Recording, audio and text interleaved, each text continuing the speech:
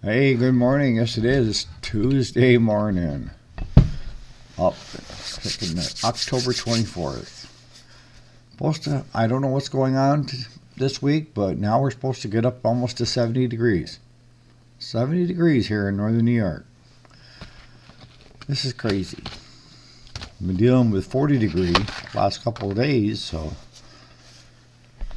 I thought today we would talk about wants and needs and your general health. And they're both kind of intertwined, and I'll show you how. Stay tuned.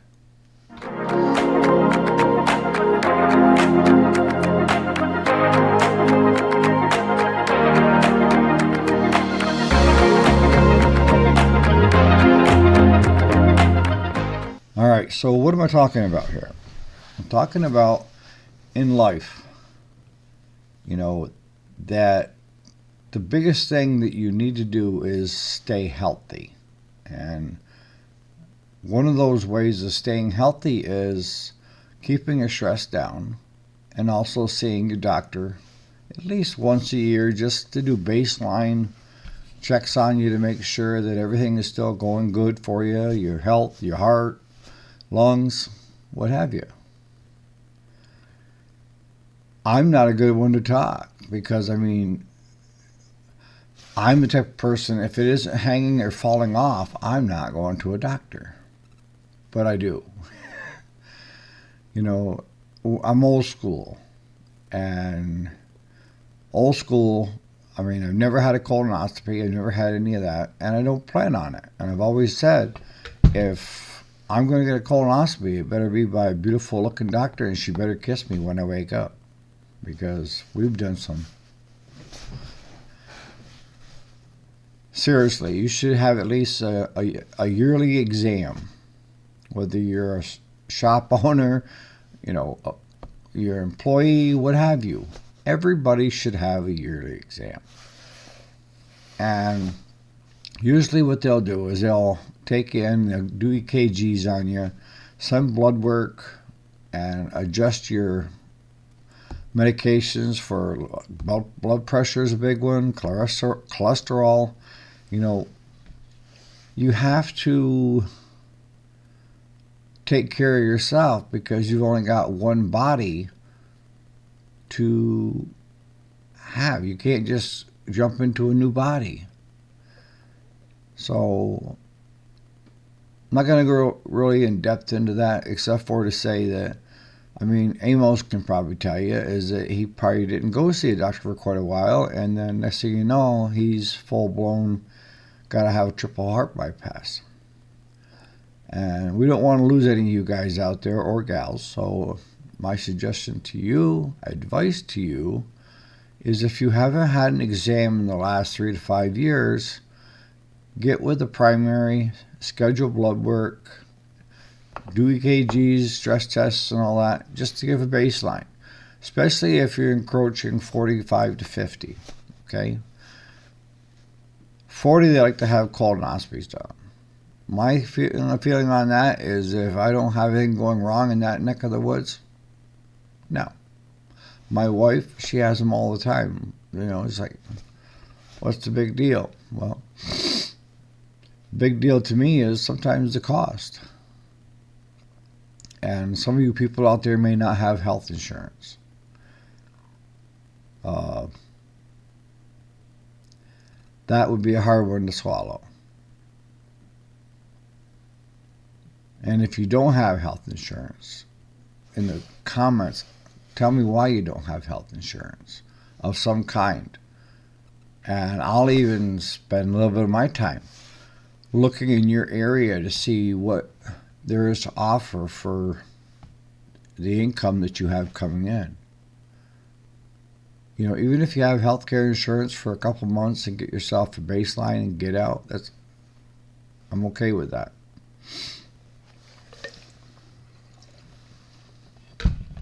All right, so today, big thing is wants and needs. And why wants and needs? Well, this is going to apply not only to your home life, but at work as well. We're given choices every day, 365 days a year, of wants and needs. And this really comes into play when I see folks that are struggling just to make, payroll or bills, light bills, phone bills, what have you.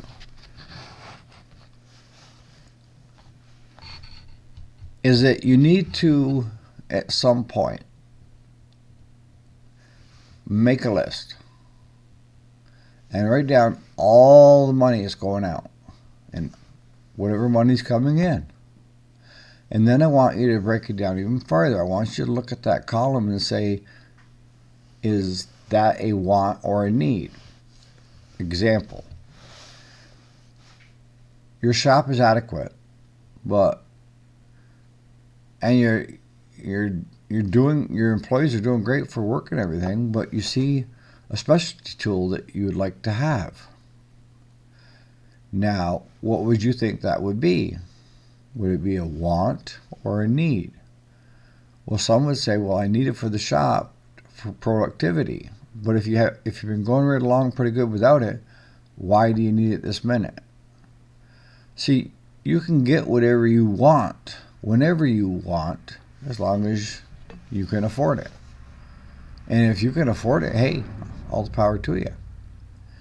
But as business people, and even in our own home lives, I've been in the position more than once, numerous times, of having to decide, what do I want and what do I need? What are my basic needs? And then what can I afford in the want column? And that's something that you should be looking at daily. Don't wait until you're sitting there and you can't figure out how you're going to pay the light bill or the phone bill or the lease or the rent, what have you, or payroll.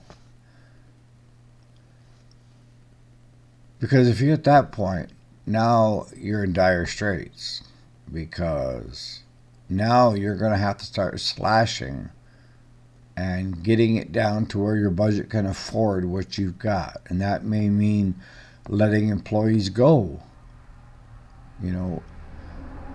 You have to do whatever you have to do to stay afloat. And what most employees don't see when it comes to a business owner is how many actual outgoing bills most shop owners have. I mean, I have just, you have workman's comp, then you have your liability carrier, and then you have the fire and theft and insurance. That's another one. You have, if you have CPAs taking care of your payroll and stuff, you have that going out. If you have a CPA doing your year-end taxes, you have that going out. You have the phone, you have the internet, you have. I mean, it's like there's no end to bills going out. So you really have to, as a shop owner, look at stuff and say, is it something that, do I need it or do I want it? And again, if you want it and you can afford it, get it. But if you want it and you can't afford it, and you're trying to work the needs column of what you need to try to scrum up more money to get in the want column, not good. Not good at all. See, I can remember growing up, and there were times where, ramen noodles and peanut butter sandwiches were my meals. That was all I could afford. I mean, I can remember working and having my rent cost 3 weeks of wages. And the good enough thing was I was within 6 miles, 5 miles of where I worked, so I couldn't afford gas for the vehicle to go to work back and forth, so I would walk. And I think God honest truth. I think everybody should have to go without for a period so that you understand and can appreciate what it's like to have stuff. Most people, and I'm not talking these, millionaire, billionaire kids and grandkids and all that, their inheritance and never worked a day in their life. I'm not talking about those guys because they've never had any of their needs in jeopardy. But I can tell you most business owners, if you really can get an honest answer out of these guys, including me, is have you ever been in a situation where, you didn't have money to do anything? And the truth is yes. What do you think is a motivation for most business owners to succeed and to strive and to shoot? It's because they came from nothing and they want something. And they know in order to want something, they have to work for that something. But they have to have a clear path of how to do it. Sustainability is not only getting it to a certain plateau, but being able to hold it there. And if you're getting the God's honest truth out of them, most of them would tell you, including me, that they failed numerous times at things before they learned from their mistakes to start to grow. We've talked about this here on the channel about 10% of the people that try, 1 in 10 that start a business continue on. I'm not saying that the 1 in 10 was the only one that had business sense and could do it, because that's not true. Half may have had the business sense, but they didn't want to put in the time or effort it takes to start a business and get it up to where it's profitable. I mean, I know of friends that started businesses using credit cards and, maxing them out to try to make things go. And one that it worked really well for and a couple that it didn't work so well for. I think that's one of the biggest issues that we have going on today with our kids and grandkids, is that every generation wants it better for their kids than what they had it.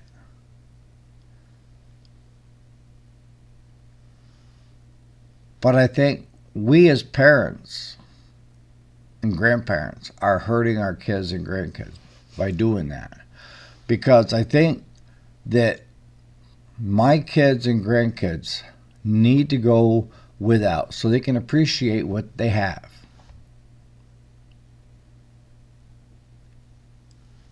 If you have a 20-something to a 40-something-year-old child still living to home, kick their ass to the street and let them eat ramen noodles and peanut butter sandwiches so that they know what it's like to go without and not have to, be living in the basement with mom and dad footing the bills and that person never having to go without. Why would they want to work? They got it good right where they're at. You're enabling your kids.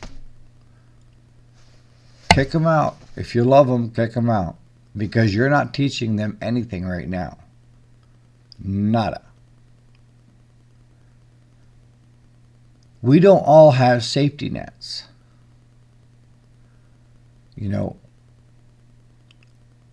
And for many of us, our pride gets in the way for asking for help when we do need help.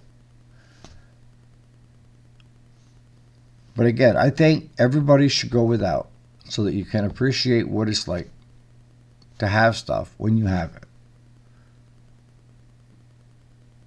And if you're in that category, guys or gals, and you're still living at home at that age because supposedly the right job hasn't shown up or yada, yada, yada, too freaking bad.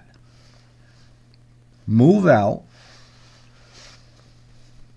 McDonald's is paying 15, 20 bucks an hour to flip burgers. You can afford to pay rent and buy your own meals. Hell, you could eat hamburgers at McDonald's for all I care. But you have to have a sense of self-worth. And what is self-worth? Self-worth is having pride in yourself that you're doing things the right way for yourself, and instead of looking for handouts from your parents or your siblings, or worse, your kids. But that's something we have to look at, and we're gonna have affect us throughout our lives. And no matter how much profit I make or how much money I make, I have never forgotten what it's like to go without. That can be one of the best driving forces out there for you to succeed, because you know what it's like to go without.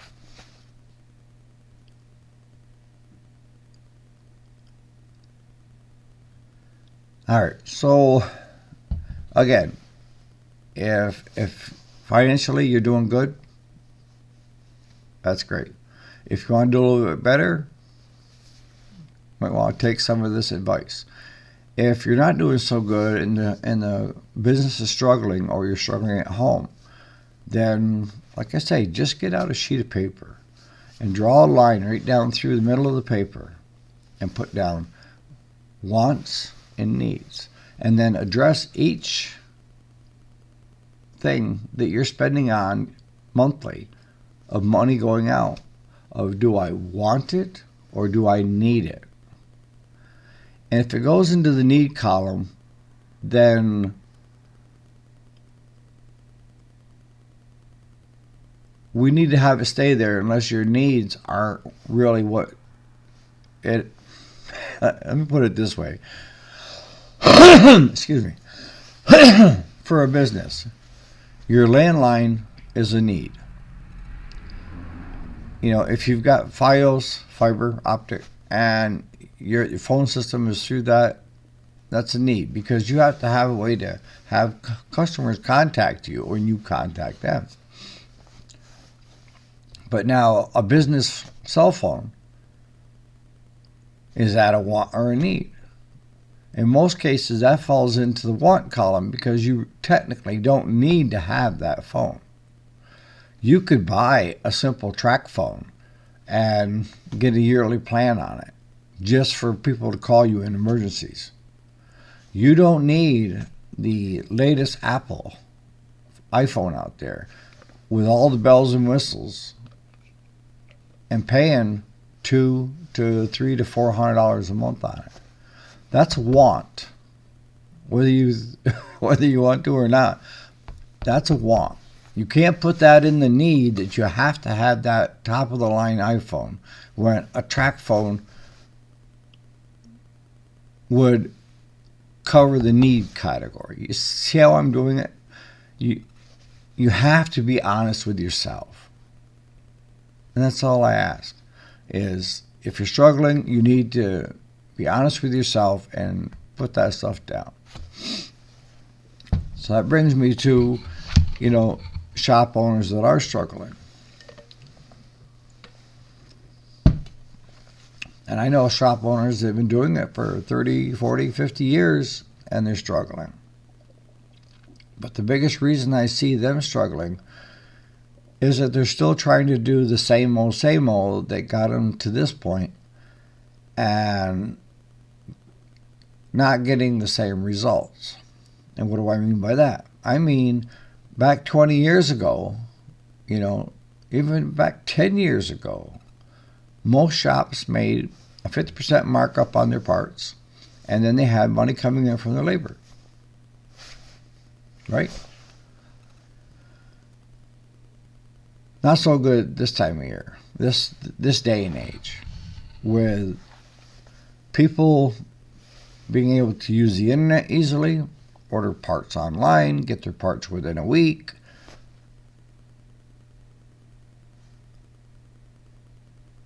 And can get it for less than what it will cost you as a distributor to buy it from a distributor to turn around and sell that part.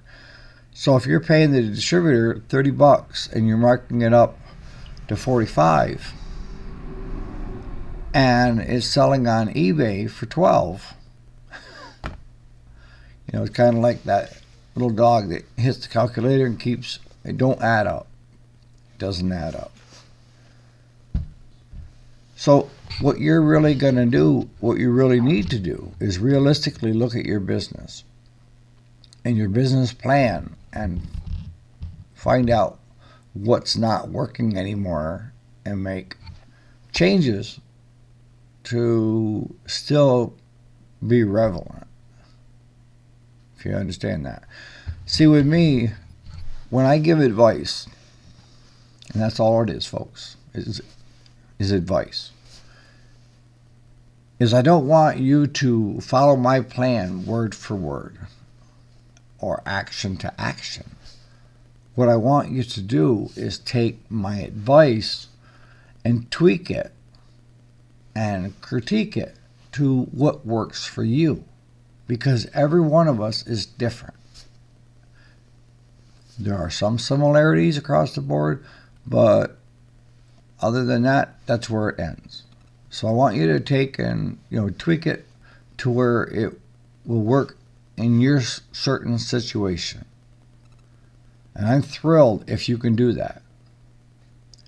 Because if you try to do something that I'm doing and it's working for me, does not necessarily make it successful for you, because you have different location, different customers, clientele, everything. But for you older shops that are struggling, you need to sit down and figure out where you're losing money and what can you do to make up the difference and the money lost on the parts end. And we're seeing less and less walk-ins, for getting repairs. The 80-20 rule that we have talked about in past videos, that 20% of your customers are going to pay you 80% of your revenue, and they're not going to question your cost of your parts. They're not going to question the parts of your labor. All they care is that you took a problem for them and created a solution. Period. Where do I pay? So if I were you, I would concentrate on that 20% instead of trying to concentrate on trying to please everybody. Work on that 20%. And then the other 20% wants deals. So if you've got inventory that's just sitting and not moving, and you have a retail establishment where people can come in, mark stuff down. You know how the chain stores and stuff do it? They take something that originally cost $1, and then they raise it up to $1.50, and then they mark it down to where you're paying the buck again and call it a deal. It's not a deal. It's the same freaking cost it was the week before, but they jacked the price up and then marked it down. It's all psychological to people. If they see something it's on sale or it's been marked down 50%, gotta have it. Do the same thing in your shop. If you have walk-ins and stuff like that, mark it up, mark it down. Easy peasy, right? So on that note, you guys have a great Tuesday. We'll see you here tomorrow morning. Appreciate all you and the comments that you're leaving. So if you could like and share if this is something that's actually helping you, or to let other people in that might help, that would be great.